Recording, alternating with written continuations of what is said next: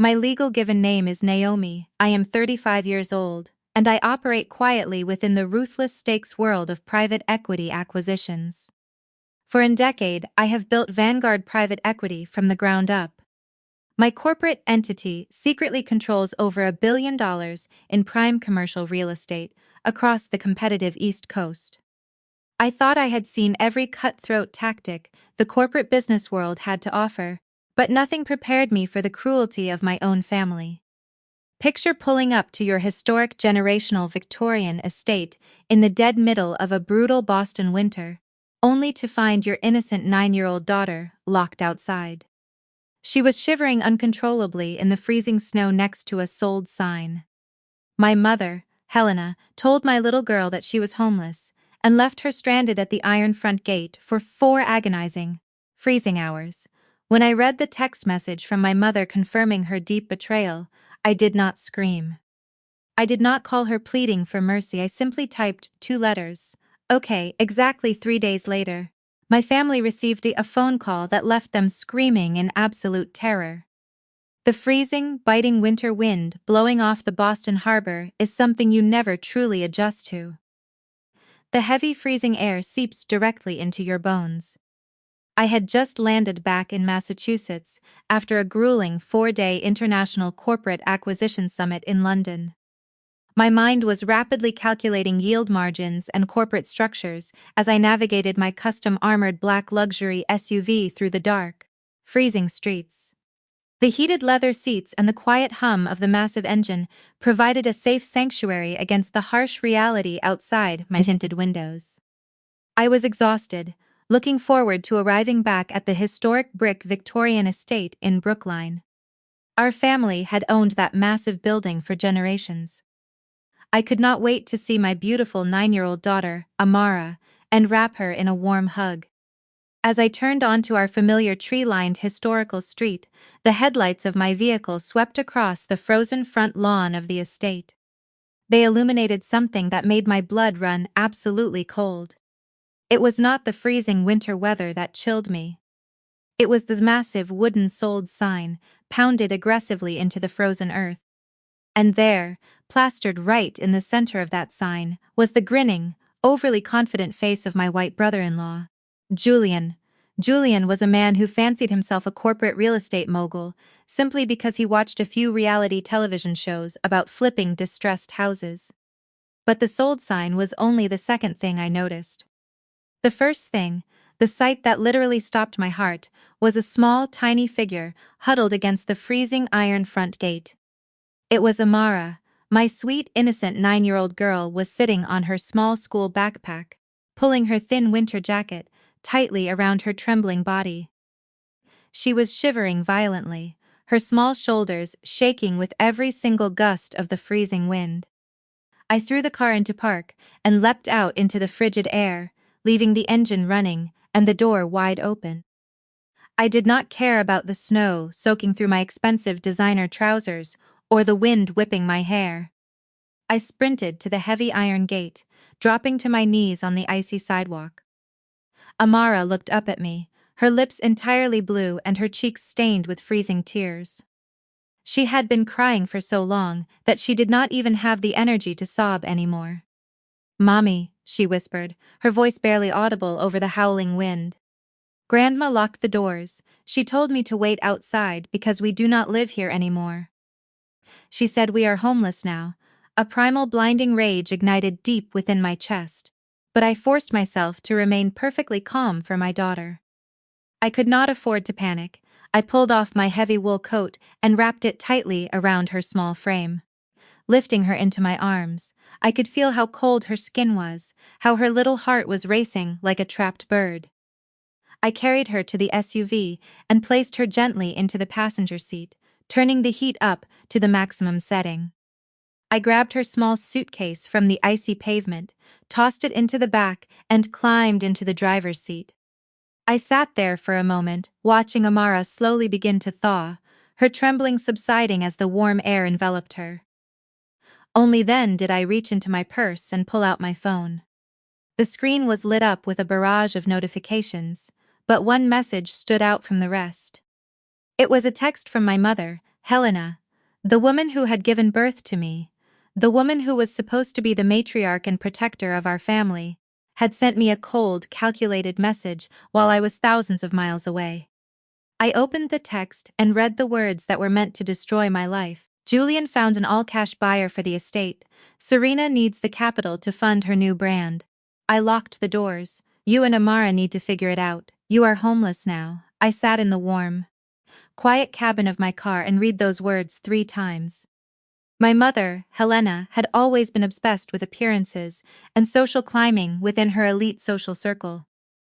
But above all else, she was obsessed with enabling my younger sister, Serena. Serena was the golden child, the one who could do no wrong. She was spoiled, entitled, and completely reliant on our mother's blatant favoritism. Serena had recently married Julian, a man whose arrogance was only matched by his profound incompetence in business.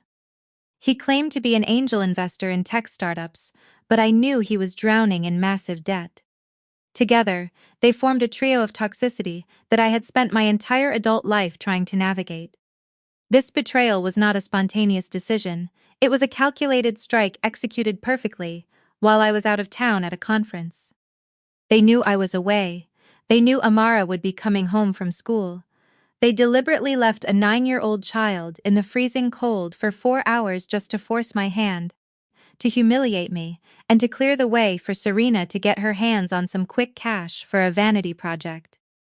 I looked at the text again, and instead of launching into a sad monologue about my traumatic childhood, my mind instantly connected the past to the present. I muttered under my breath while rubbing Amara's cold hands. Just like when you drained my college fund to pay for Serena's lavish destination wedding. You really think I am still that defenseless 20-year-old girl you can walk all over? You think I am still the scapegoat, who will just put her head down and take the abuse? Helena was waiting for a reaction. I knew exactly what she wanted. She wanted me to call her crying hysterically, begging for a place to stay, pleading for access to the house so I could gather our winter clothes. She wanted the satisfaction of hearing the panic in my voice, so she could tell me to be a strong woman and figure it out on my own. She thrived on the power dynamic of seeing me broken.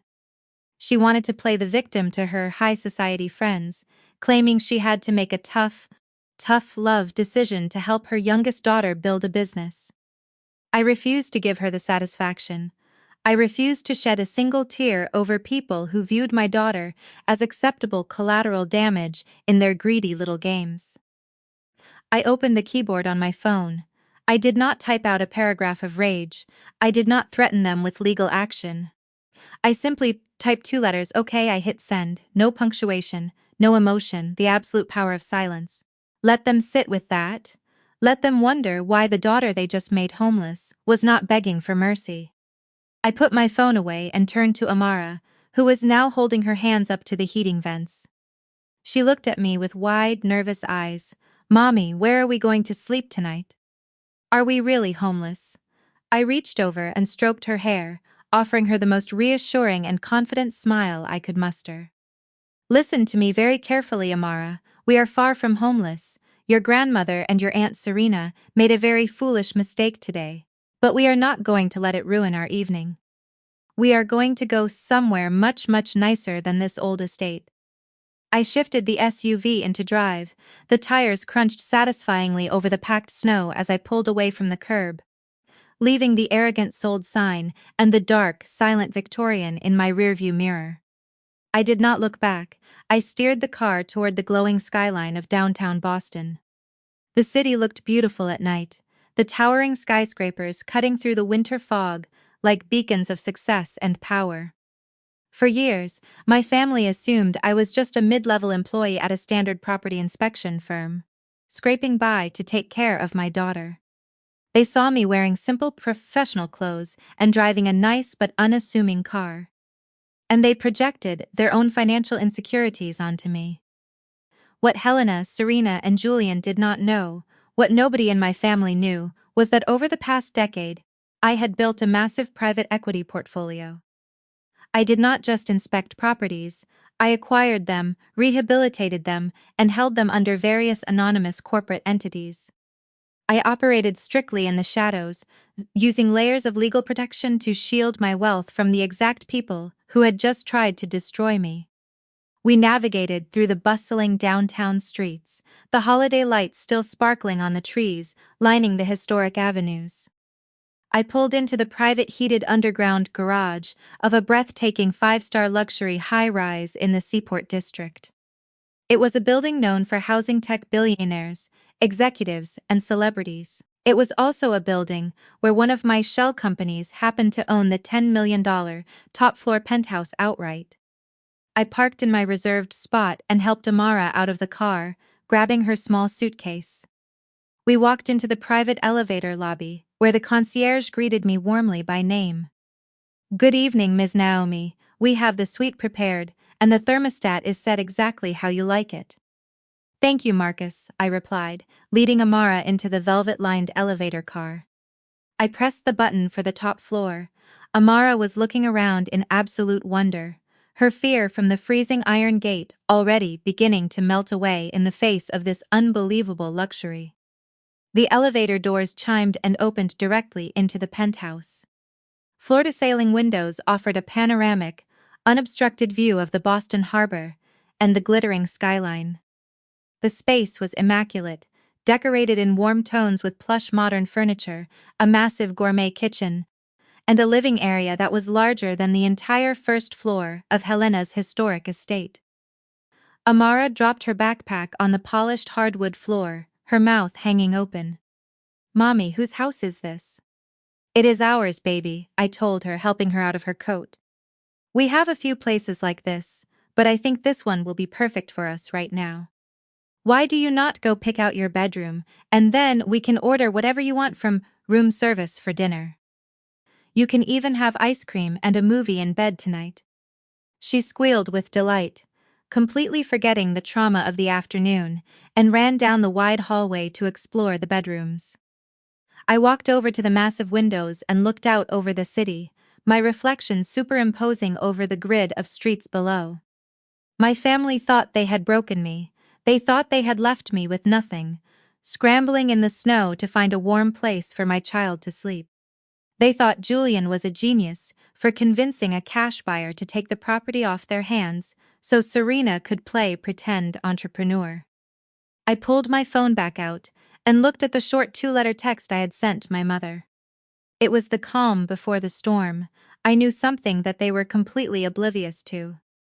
They had not just kicked a struggling single mother out into the cold.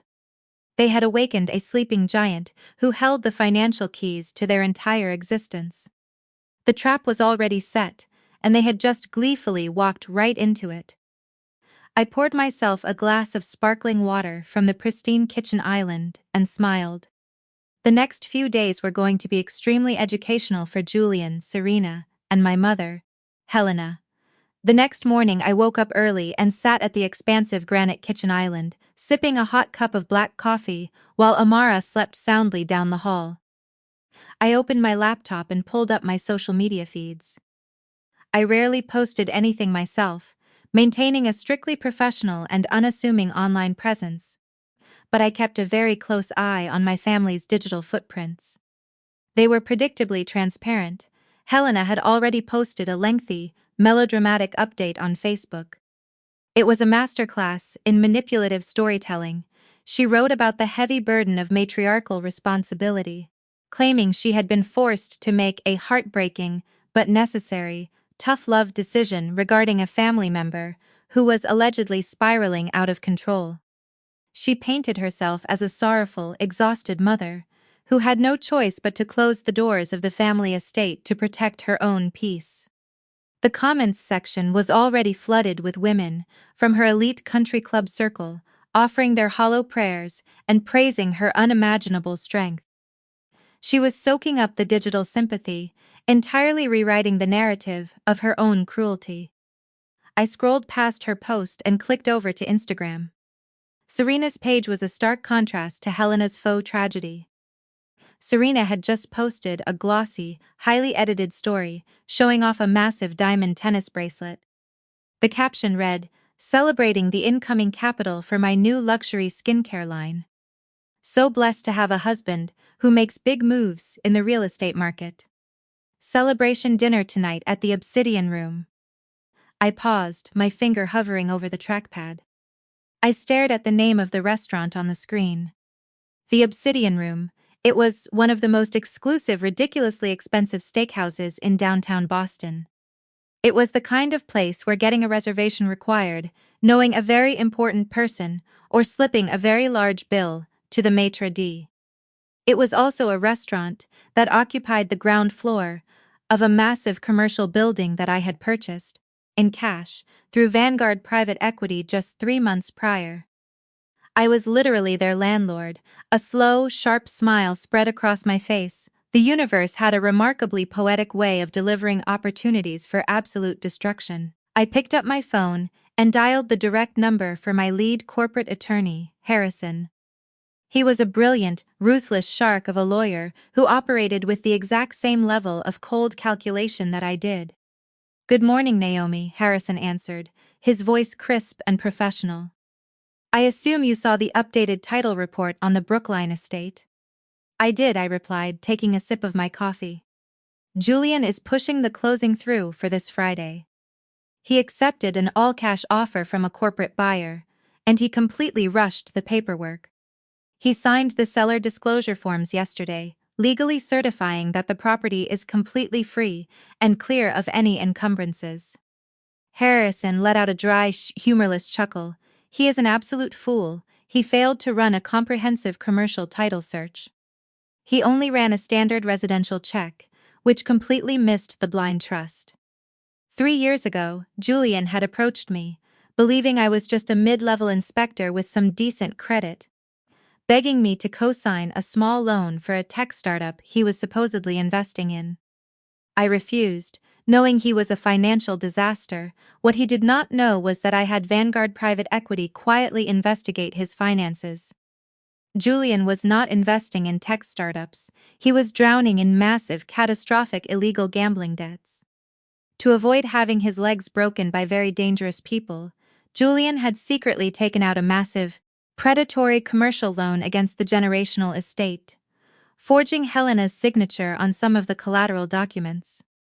When the shady lending company threatened to foreclose a year later, I stepped in through a shell corporation and bought the debt for pennies on the dollar. I now held a legally binding $3 million commercial lien directly against the Brookline estate. If the property was ever sold, my shell company got paid first. But Julian, in his arrogant rush to secure the cash from this new buyer, had completely ignored the commercial lien, assuming the original shady lenders had simply written it off or forgotten about it. He had just committed felony-level real estate fraud in writing. "Harrison," I said, looking out at the morning sun reflecting off the harbor, "I want you to contact the management at the Obsidian Room. I want to buy out the entire restaurant for tonight. Cancel every single reservation except for Julian and Serena's table. Pay the other patrons whatever compensation they demand for the inconvenience. But make sure the main dining floor is completely empty when my family sits down to eat." "Consider it done," Harrison replied without missing a beat. "What is the play here, Naomi?" "The play is absolute psychological warfare," I said. "I want them to feel like they are on top of the world before I drop the floor out from under them." That evening, I arranged for a trusted private nanny to stay in the penthouse with Amara. I dressed with meticulous care. For years, I had attended family dinners wearing sensible, affordable clothing to maintain my cover. Tonight, I pulled a custom-tailored, stark white designer suit from my expansive closet. I paired it with diamond stud earrings, a sleek updo, and a pair of black stilettos that sounded like absolute authority on the hardwood floor. I looked exactly like the billionaire private equity CEO that I actually was. My private driver dropped me off in front of the Obsidian Room, precisely at 8 o'clock. The usually bustling, crowded luxury steakhouse was eerily quiet. The massive mahogany doors were closed, and a discreet private event sign was placed on a polished brass easel out front. The maitre d', who had been heavily briefed by Harrison, opened the door for me and bowed slightly. "Good evening, Miss Vanguard. Your guests are seated in the center of the main dining room." "They are the only ones here as requested. Thank you, Thomas," I said, handing him my coat. "Please hold the main courses. We are going to have a little family chat first." I walked slowly into the dimly lit dining room. The space was beautiful, with vaulted ceilings, crystal chandeliers, and dark leather booths. In the center of the empty room sat Julian, Serena, and Helena. They were dressed to the nines, laughing loudly, and holding up crystal glasses filled with expensive champagne. They had not even noticed that the restaurant was deserted. They were too consumed by their own arrogance and perceived success. I walked across the plush carpet, my heels clicking sharply against the marble walkways between the tables. As I approached their booth, Serena was the first to see me. Her laugh died in her throat, and she lowered her champagne glass, her eyes widening in shock. She looked me up and down, clearly unable to process the stark white designer suit and the absolute undeniable aura of power radiating from me. "Naomi?" Serena stammered, her voice echoing slightly in the empty room. "What are you doing here? How did you even get in? This place is impossible to book." Julian scoffed, leaning back in his leather chair and swirling his drink. "She probably knows someone on the waitstaff, or maybe she is here to inspect the fire exits. What is the matter, Naomi? Did you not read your mother's text? You are not welcome at our table." Helena adjusted her expensive silk scarf and refused to even look at me. "I do not want a scene, Naomi. If you are here to beg for money or a place to sleep, you are wasting your time. You need to learn how to stand on your own 2 feet." I did not raise my voice. I did not show an ounce of anger. I simply pulled out a heavy leather chair from the adjacent empty table and sat down, crossing my legs and folding my hands neatly in my lap. "I am not here to beg, Helena," I said, my voice projecting clearly through the silent restaurant.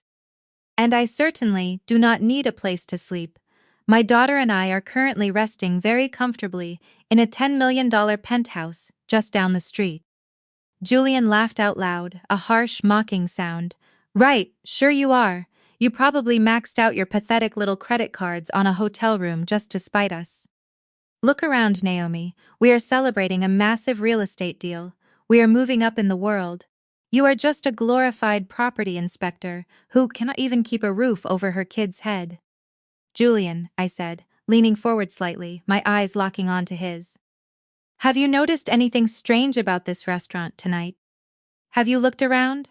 Julian frowned, finally tearing his gaze away from his own reflection in his spoon to scan the massive room.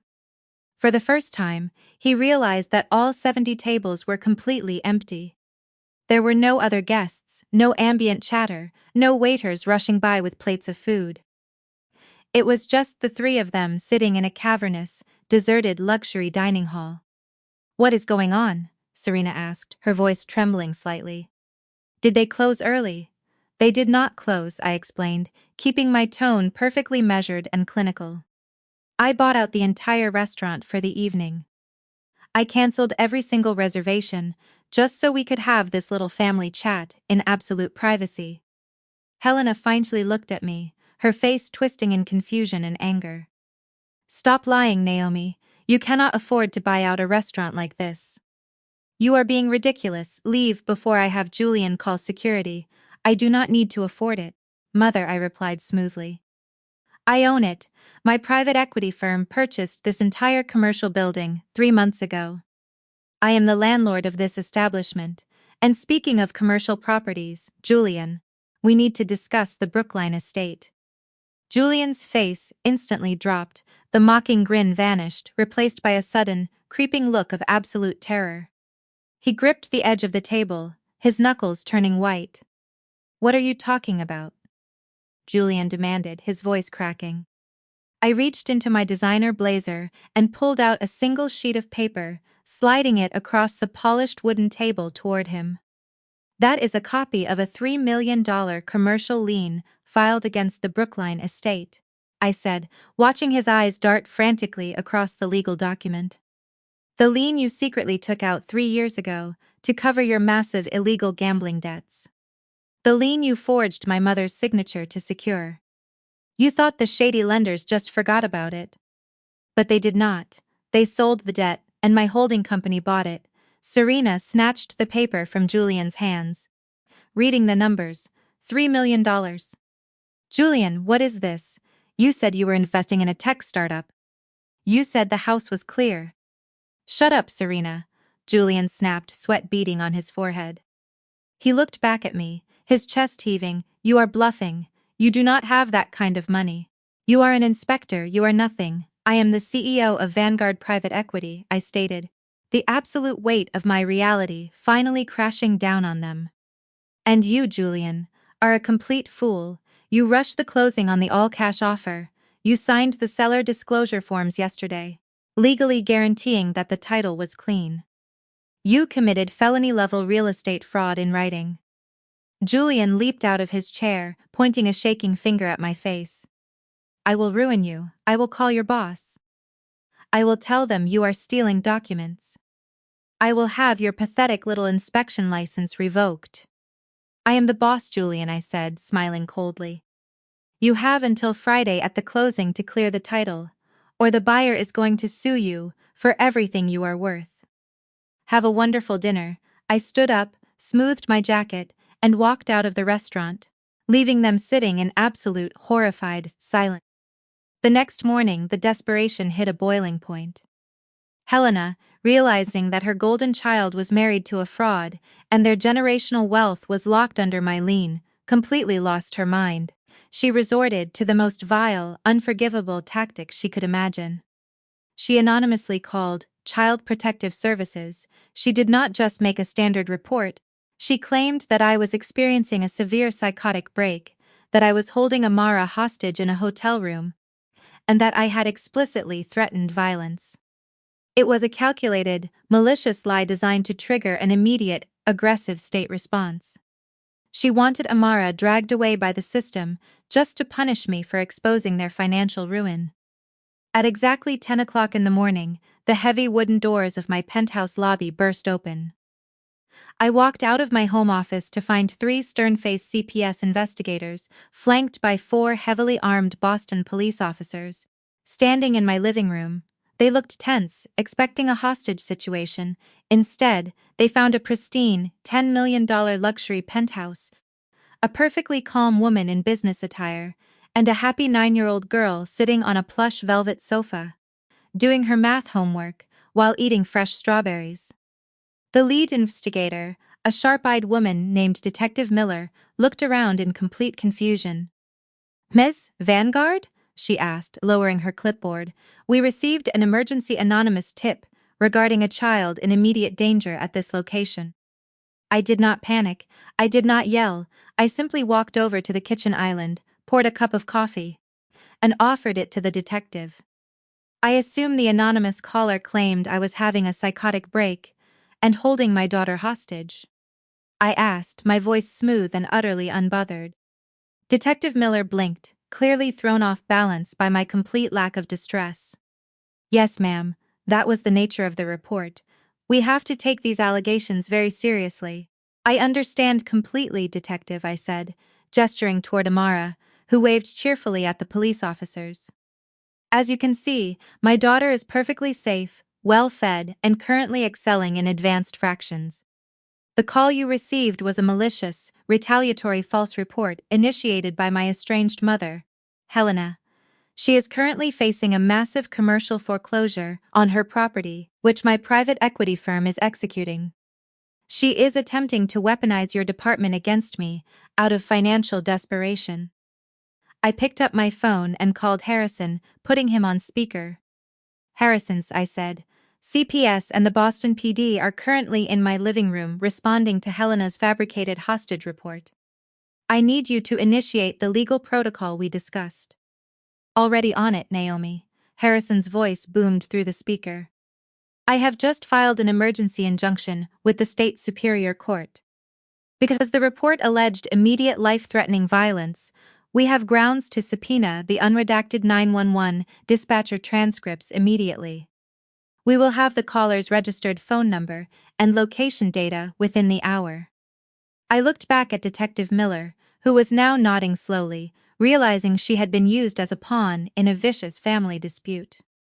"Detective," I said, "I apologize that your time was wasted today. My attorney will be forwarding the unredacted caller data directly to the district attorney's office. Making a false report of a hostage situation to dispatch armed police to a child's location is a felony. I fully intend to press maximum charges." The police officers holstered their radios, and the tension completely drained from the room. They spent 10 minutes chatting with Amara about her math homework before apologizing for the intrusion and leaving the penthouse. By noon, Harrison sent me the unredacted transcript. Right at the top, stamped in bold black ink, was Helena's registered cell phone number. She had tried to send armed police to rip my child away from me, simply because I refused to roll over and pay for Julian's gambling debts. She was willing to traumatize her own granddaughter to protect her social standing. The last remaining thread of daughterly obligation I possessed snapped entirely. The gloves were completely off. The closing for the Brookline estate was scheduled for Friday morning at a downtown law office. Julian and Serena were desperate, banking on the anonymous cash buyer to somehow save them from my $3 million lien. They had no idea who the buyer actually was, but they were about to find out. Friday morning dawned with a blinding, brilliant sunshine that bounced harshly off the ice-covered Boston streets. The winter storm had passed, leaving a frigid, beautiful landscape in its wake. I woke up feeling completely energized. Today was the day of the closing. Today was the day the illusion of their superiority would be permanently shattered. I took my time getting ready, treating the morning routine like putting on armor for a highly anticipated battle. I bypassed my standard unassuming apparel and went straight for a custom-tailored dark navy wool suit that commanded absolute authority. I paired it with a silk emerald blouse, sharp black stilettos, and minimal but expensive gold jewelry. I looked like a woman who owned the building, not a woman who was begging for a seat at the table. The overnight nanny arrived right on time to take over for the day, and I kissed Amara goodbye, promising her a special dinner to celebrate the weekend.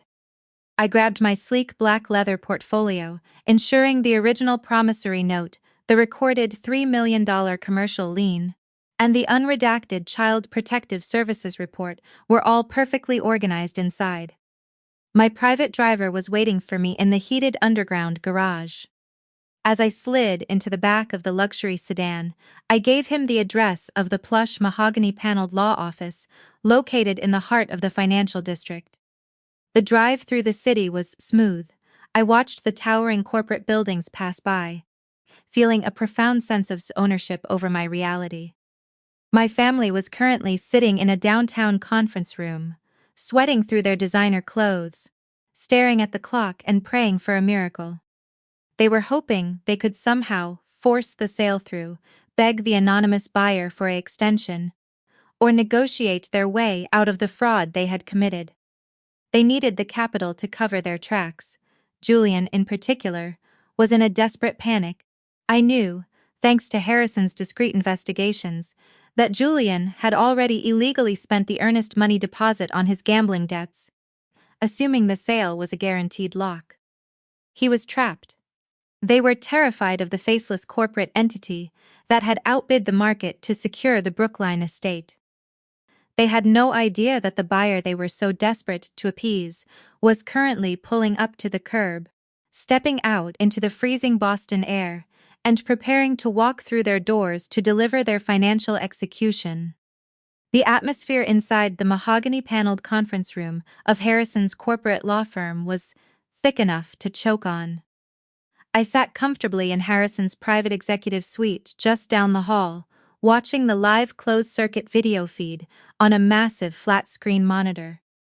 It had been exactly 3 days since I found Amara shivering in the snow. 3 days since Helena sent that cold text. Now the clock on the conference room wall ticked relentlessly toward 10 in the morning. Julian was visibly sweating, He kept loosening his expensive silk tie and wiping his forehead with a handkerchief. He paced the length of the room, his leather shoes squeaking slightly against the polished floors. Serena sat frozen at the massive granite table, her designer handbag clutched to her chest like a flotation device. She was frantically chewing on her thumbnail, the arrogant luxury brand entrepreneur completely reduced to a terrified spectator. Helena sat next to her, staring blankly at the complimentary bottles of sparkling water. The illusion of her matriarchal superiority had completely evaporated, leaving behind a desperate, panicked woman who realized she was about to lose everything. They were hoping for a miracle. I could see it in the way Julian kept checking his gold watch. They had walked into this high-rise expecting to sit across from an anonymous cash buyer. They were praying they could somehow negotiate a way to bury the $3 million commercial lien I held against the property. At exactly 10 o'clock, the heavy double doors of the conference room swung open. Harrison walked in wearing a pristine charcoal suit. He carried a single manila folder and a sleek black conference phone. He did not smile, he did not offer a warm corporate greeting, he radiated the kind of ruthless legal authority that makes amateurs like Julian instantly shrink in their seats. Julian immediately leaped forward, extending his hand with a forced, desperate grin.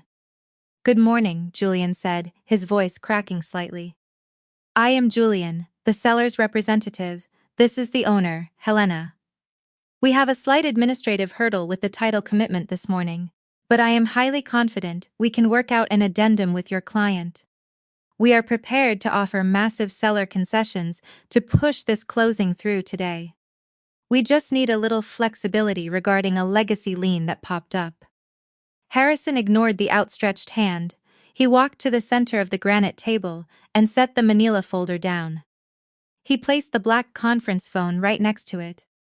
"My client has no interest in seller concessions," Harrison stated, his voice a flat, clinical blade. "Furthermore, my client prefers to handle the specifics of this breach of contract directly." Harrison tapped a button on the console. A sharp beep echoed through the room. Down the hall in the executive suite, I leaned forward toward the microphone on my desk. I took a slow, deep breath, letting the absolute power of the moment settle in my chest. "Good morning, Julian," I said, my voice projecting crystal clear through the speakerphone. "Good morning, Serena. Good morning, Mother." The physical reaction in the conference room was instantaneous and absolute. Julian stumbled backward, hitting the edge of a leather chair. Serena gasped, dropping her handbag to the floor. Helena shot up from her seat, her eyes wide with a terror so profound it practically radiated through the video feed. They stared at the black phone in the center of the table, as if it were a live explosive. "Naomi?" Helena whispered, her voice trembling with shock. "What are you doing on this phone? Where is the buyer? We are supposed to be negotiating with the corporate purchaser." I smiled, even though they could not see me. "I am the buyer, Helena," I replied, keeping my tone perfectly measured and utterly lethal. "I am the sole proprietor of the corporate entity that submitted the all-cash offer on the Brookline estate. I am the anonymous investor you have been desperately trying to appease." Absolute horror washed over their faces as the reality of the trap snapped shut around them. "You see, Julian," I continued, leaning back in my chair. "I knew you were too arrogant and too incompetent to properly vet a corporate purchasing entity. You saw a massive cash offer well above market value, and your greed completely blinded you. You rushed the contract. You signed the seller disclosure forms, guaranteeing a clean and unencumbered title. You legally certified that the property was free of any liens, knowing full well you owed $3 million in gambling debts. That is entrapment," Julian shouted, his voice pitching upward in panic. "You set us up. You knew about the commercial lien because your shell company holds the lien. This is illegal." Harrison stepped forward, leaning his knuckles against the granite table. "Actually, Julian, it is perfectly legal. My client utilized a standard blind trust for a commercial acquisition. It is not my client's responsibility to do your job for you. You failed to conduct basic due diligence. You failed to pull a comprehensive commercial title report. You signed a legally binding contract falsely claiming the property was clear. That is not entrapment. That is fraudulent misrepresentation, and you committed it in writing. Julian collapsed into the leather chair, burying his face in his hands. He knew he was entirely finished. Because you failed to disclose the $3 million encumbrance to my corporate entity, I said, my voice slicing through the heavy silence in the room, you are now in material breach of contract. Because you cannot deliver a clean title today, the sale is officially dead. However, the financial penalties outlined in the contract for your fraudulent breach are very much alive. You do not get a single cent from this sale, but you are now legally liable to my corporation for extensive financial damages. I paused, letting the silence hang heavy. And Julian, I know you already spent the earnest money deposit. Spending escrow funds before a closing is a federal crime. The conference room instantly erupted into absolute chaos. Serena spun around and slammed her hands against Julian's shoulders. You idiot! Serena screamed, her carefully constructed image completely shattering. You told me you checked everything. You told me my brand funding was secure. You completely ruined my life. I am tied to your fraud now. Julian shot out of his chair, pointing a trembling finger at the speakerphone. I am suing you, Naomi. I will tie you up in court for the next 10 years. I will tell everyone you are a manipulative sociopath. Sue me with what, Julian? I asked, laughing softly into the microphone. You are broke. You are about to be indicted for escrow fraud. You are going to be drowning in legal fees, just trying to keep yourself out of federal prison. Helena fell back into her chair and started sobbing heavily. The tears were real this time, but they were tears of self-pity. She realized that her golden child was financially ruined. Her prized son-in-law was a complete fraud, and the daughter she had treated like absolute garbage held the keys to her entire existence. She leaned toward the center of the table, her voice cracking as she resorted to her ultimate manipulation tactic. Naomi, please, Helena wailed, gripping the edge of the granite. You cannot do this to us. We are blood. I am your mother. I gave you life. You cannot destroy your own family over money. Please, baby, just drop the penalties. Just release the liens so we can walk away. I am begging you. I stared at the video feed, watching the woman who had tormented me my entire life crying over a speakerphone. I thought about the decades of emotional abuse. I thought about the college fund she stole for Serena's wedding. I thought about the malicious call she made to Child Protective Services just a few days ago, hoping to have Amara dragged away by armed police. And I thought about my 9-year-old daughter, shivering in the snow, staring at a locked iron gate. You made your choice about family 3 days ago, Helena, I said, my voice dropping to a freezing, unyielding whisper. When you locked my child outside in the snow, you ceased to be my mother. You ceased to be family, you became a liability, and I deal with liability decisively. I paused, letting the weight of my words press down on them. I am executing the commercial lien today, I announced.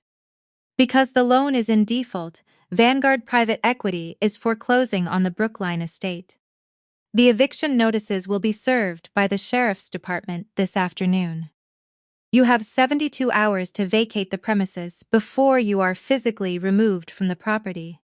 Helena let out a guttural scream of absolute despair. But where am I supposed to go? She sobbed, her hands flying to her face. I have no money, I have no savings. You are putting me on the street.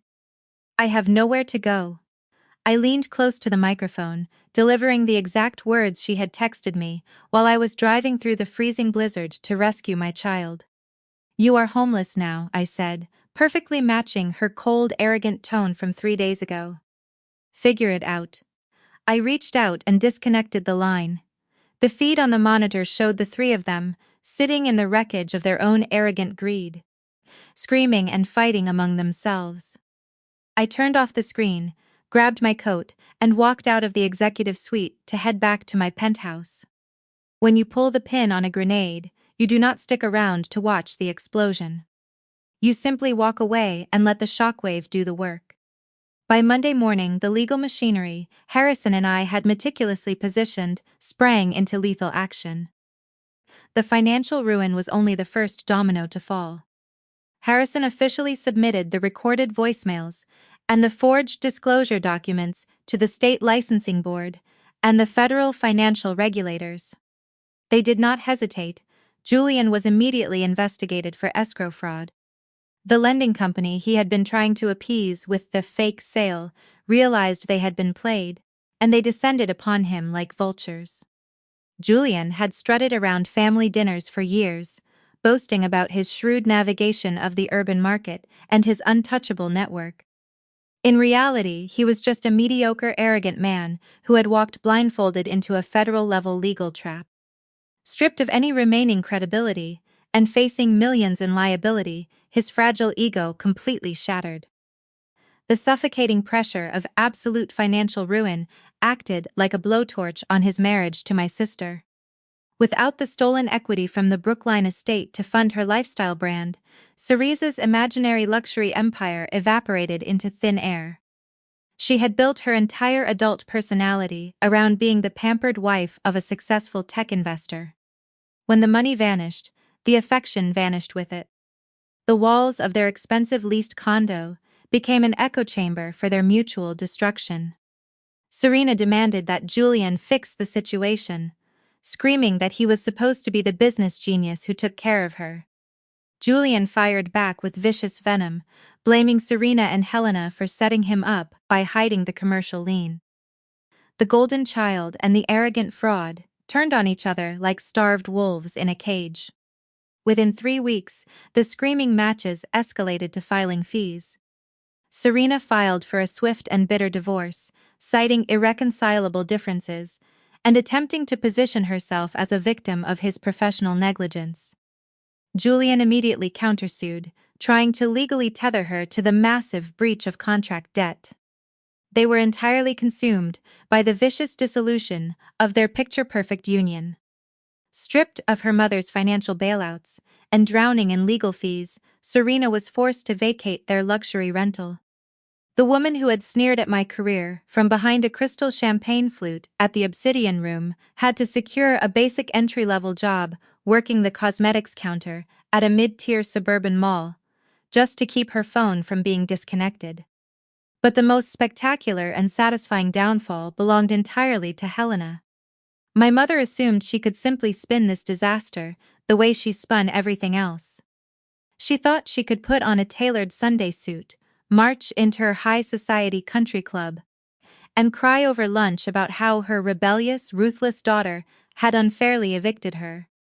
She intended to play the martyr, banking on her wealthy friends to rally around her and offer financial support or a place to stay.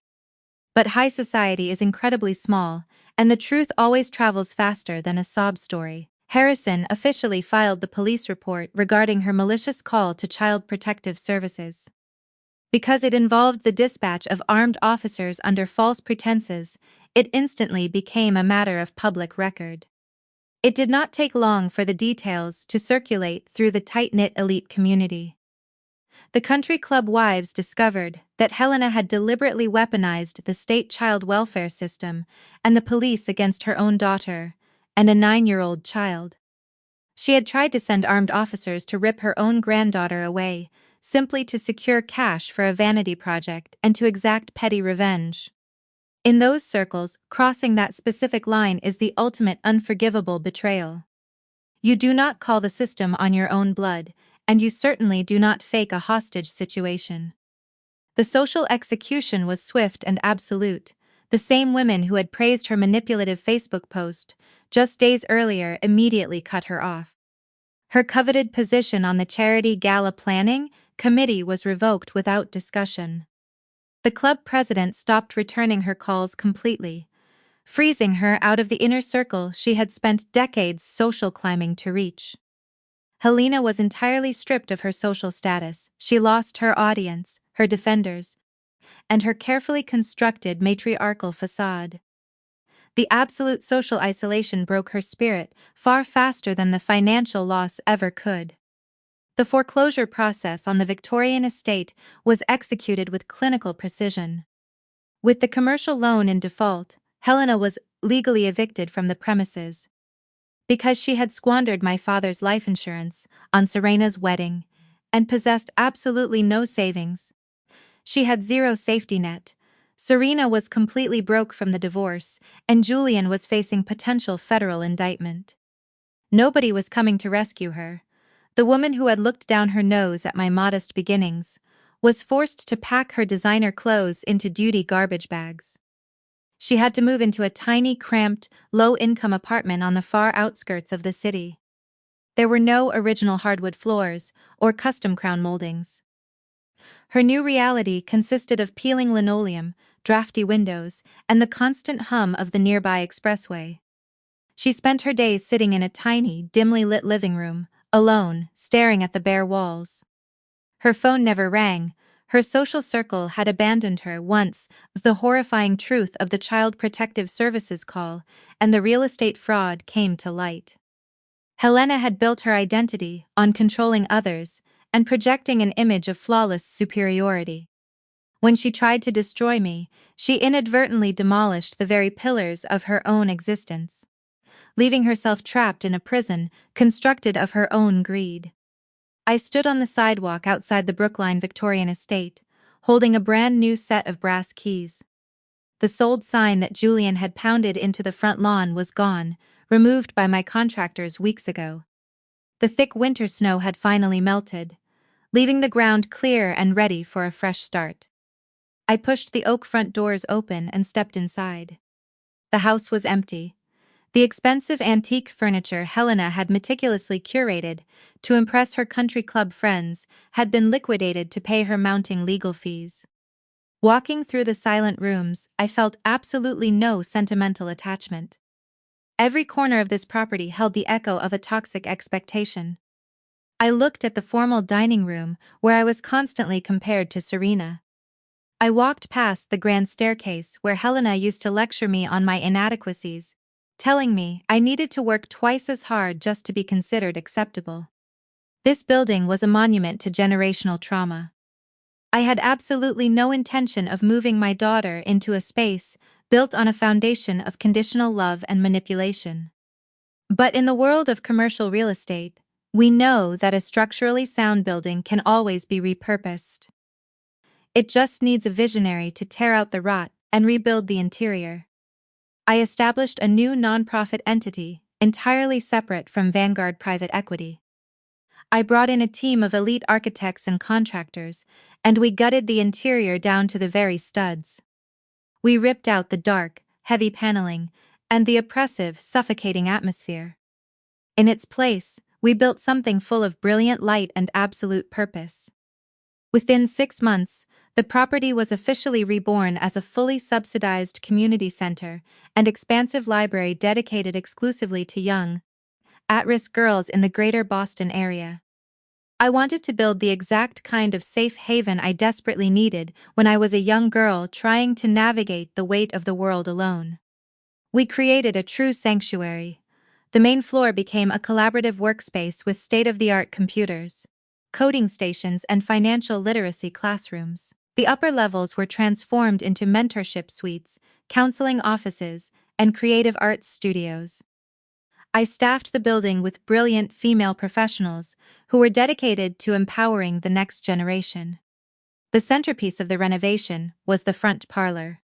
It was the room with the large bay windows that overlooked the iron gate, where my daughter had been left freezing in the snow. I had the walls lined with custom mahogany bookshelves and filled them with thousands of volumes featuring brilliant, capable female protagonists. We installed plush velvet window seats, warm ambient lighting, and thick woven rugs. A polished bronze plaque was mounted outside the glass double doors. It read, "The Amara Reading Room." When I brought my daughter to the grand opening and showed her the gleaming plaque, she hugged me so tightly, I thought my ribs might crack. She watched dozens of young girls running through the bright halls, laughing and learning, completely safe and entirely welcome. The trauma of that freezing winter day was permanently overwritten by the profound joy of giving back to our community. The gate that was once a symbol of her exclusion was now propped wide open, inviting the neighborhood inside. Later that evening, we returned to our actual home.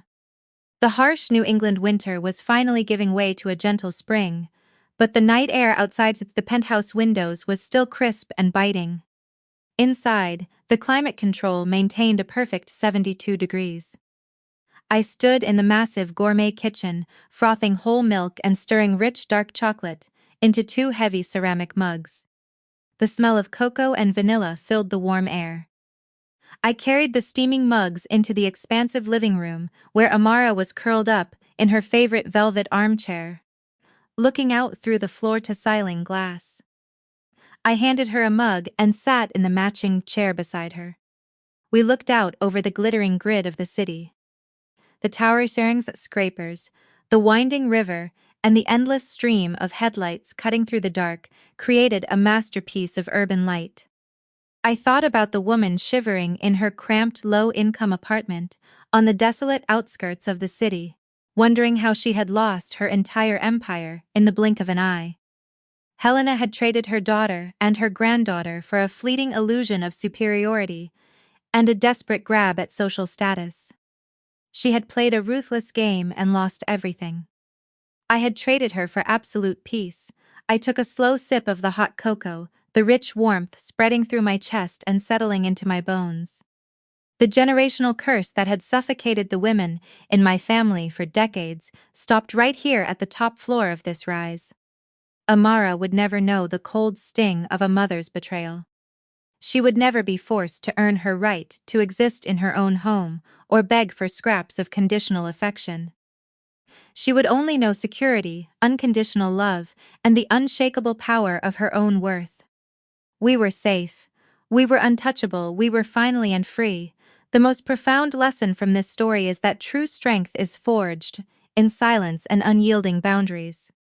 You cannot control the family you are born into, nor can you prevent their toxic expectations or betrayals. However, you retain absolute power over your reaction. When faced with deliberate cruelty, you do not need to scream, perform, or beg for validation from people committed to misunderstanding you. Instead, channel that energy into building your own independence and peace. Generational trauma stops when you decide your worth is no longer up for negotiation. Sometimes the ultimate victory is simply thriving elsewhere. Share your own journey of setting healthy boundaries in the comments below, and hit subscribe for more empowering stories of resilience and triumph.